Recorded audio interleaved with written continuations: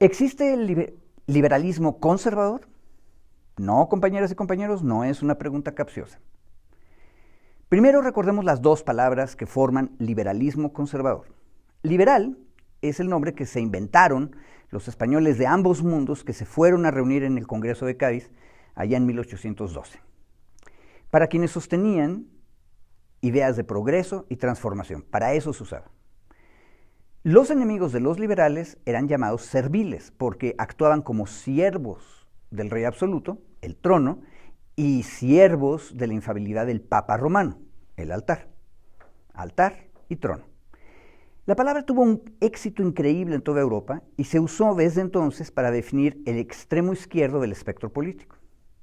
Los liberales más consecuentes creían y creemos en la libertad, la igualdad y la fraternidad y luchaban contra los privilegios feudales y el oscurantismo religioso. Los buenos liberales, cuando se radicalizan, se vuelven socialistas. Lenin llamaba a Robespierre un bolchevique avant la lettre, es decir, adelantado. En cambio, conservador es el nombre que adoptaron los que no querían cambiar nada. Ellos decían que la tradición cristiana debe preservarse y que tanto el trono como el altar deben ser respetados. Decían que no hay tal cosa como la igualdad, porque es evidente que los seres humanos tienen funciones distintas en la sociedad. La nobleza existe para proveer a la sociedad líderes políticos y es encabezada por un monarca en cada país. Ellos son la cabeza. El clero, católico, protestante, ortodoxo, les daba lo mismo. Existe para asegurar que todas y todos tengamos una guía espiritual adecuada, en la que, por supuesto, no hay libertad, mientras los hombres y las mujeres lo único que deben hacer es obedecer la voluntad de Dios. Ellos son el corazón de la sociedad. Las y los trabajadores, en el campo, en la ciudad, en las fábricas, son como las piernas o los brazos de la sociedad y su función es muy obvia, alimentar a todas y a todos y obedecer. Noten ustedes la analogía orgánica, la sociedad es como un ser humano, con cabeza, corazón, brazos que trabajan. Entre los cristianos católicos había una analogía similar. Cristo es la cabeza de la iglesia y el Papa es la única voz autorizada para hablar a nombre de Cristo.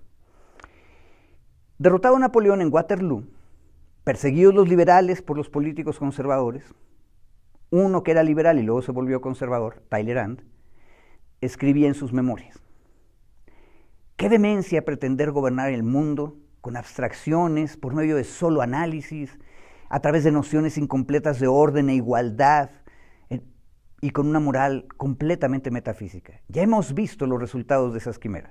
Sí, la Revolución Francesa. Dadas las definiciones que acabo de decirles, y vista la soberbia de los conservadores triunfantes como el señor de Talleyrand, pues no podríamos imaginarnos que los dos términos, liberal y conservador, se pudieran mezclar, ¿verdad? Bueno, pero resulta que en México se puede todo. Los hermanos Santiago y Justo Sierra Méndez, campechanos yucatecos de origen, lo hicieron. En enero de 1878, hace 145 años, fundaron un periódico llamado La Libertad. Originalmente llevaba un subtítulo: político, científico y literario. Sin embargo, al salir el número 100, el jueves 9 de mayo del año 78, en el siglo XIX, La Libertad cambió su subtítulo y se denominó Periódico Liberal Conservador. Los redactores explicaron ese día a las y los lectores que La Libertad no quiere ni el tumulto ni el desorden, ni la revolución a ningún precio. Desea apoyarse e impulsar los verdaderos intereses del país. Quiere rodear de respeto a los elementos comerciales, industriales y agrícolas, para fundar sobre ellos y no contra ellos un verdadero sano sistema liberal conservador. A partir del número 180, en agosto del año 1879, La Libertad volvió a cambiar el subtítulo y le puso Orden y Progreso. Exacto, compañeras, el lema porfirista. Justo Sierra Méndez estaba cumpliendo 30 años en aquel tiempo. Era el más brillante de los egresados de la nueva Escuela Nacional Preparatoria. Y ahí había aprendido de Gabino Barreda y de otros liberales las ideas de un filósofo francés llamado Auguste Comte. Seguro ustedes se acuerdan de sus clases de prepa. Pues Justo, que también estudió leyes, aunque litigó muy poco, era uno de esos jóvenes cultos y brillantes.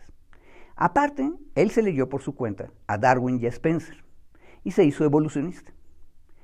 el talento indiscutible de Justo Sierra le había permitido regresar a su trabajo como secretario de la Suprema Corte, pese a que había participado en la rebelión iglesista de 1876. En otras palabras, cuando Sierra habla de paz, orden y progreso científico, él ya había usado la vía de las armas para lograr la transformación del país, y no le funcionó.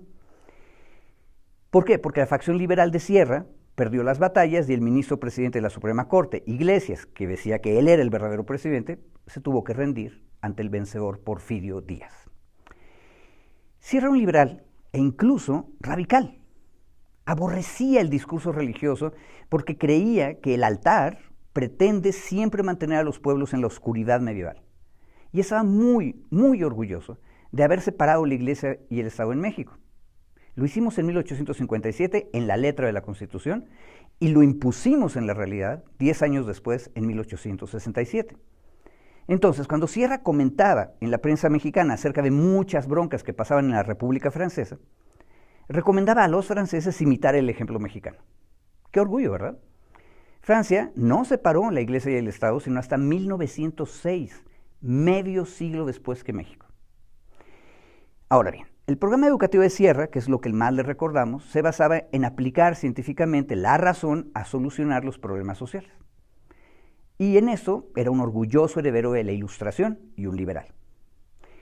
El sábado 3 de agosto de 1867, el año en que acabábamos de restaurar la República, en el Colegio de San Ildefonso en la Ciudad de México, que entonces era la sede de la Prepa Nacional, hubo una velada cultural. Se recitaron poemas, se interpretó música, luego hubo una muy linda cena.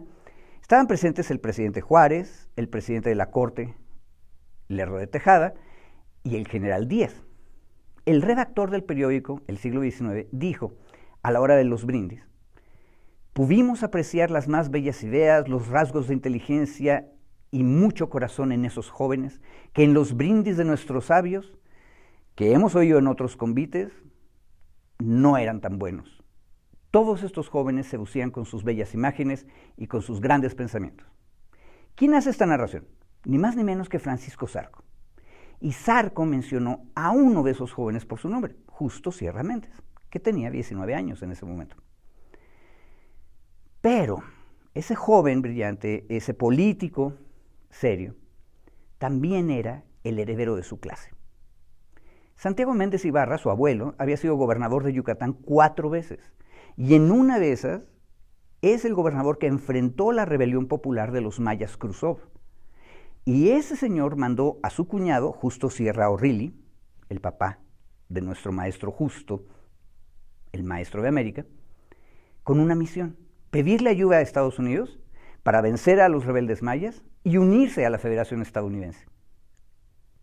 De hecho, Justo Sierra Méndez nunca dejó de ser un criollo de la élite. Les cuento el chisme.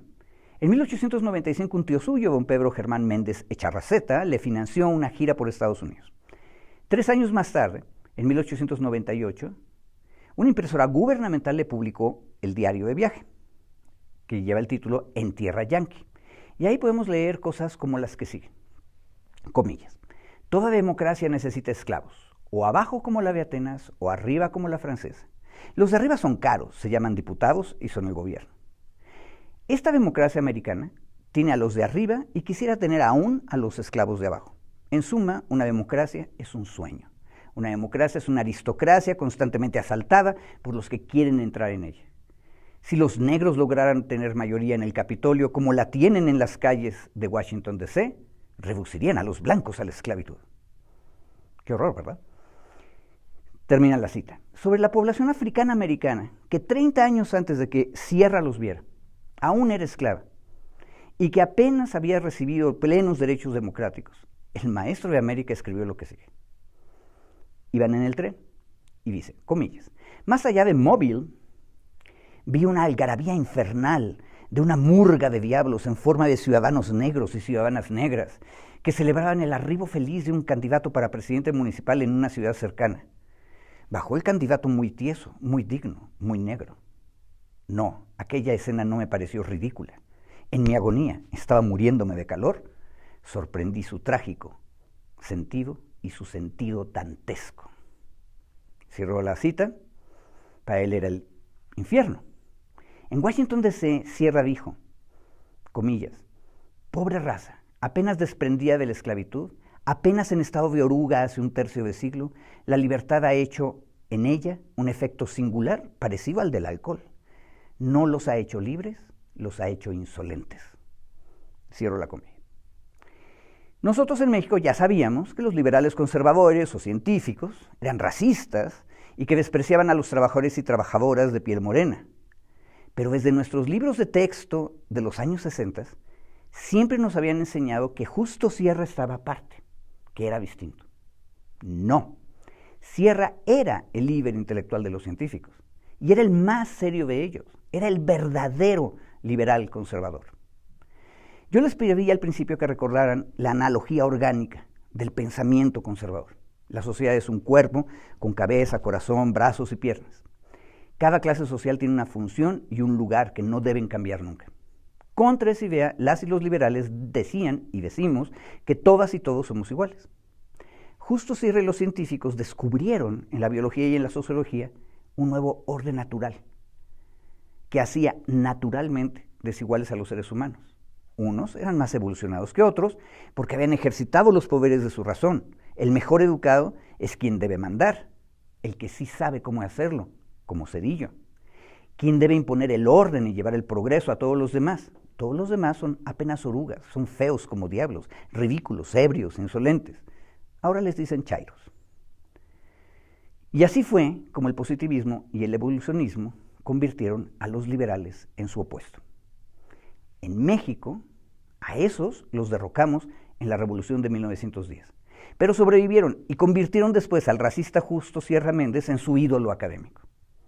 En Francia, otra vez atrasada en comparación con nosotros, los liberales conservadores se mantuvieron en el poder hasta 1940 y entonces perdieron la guerra y se volvieron colaboradores de los nazis.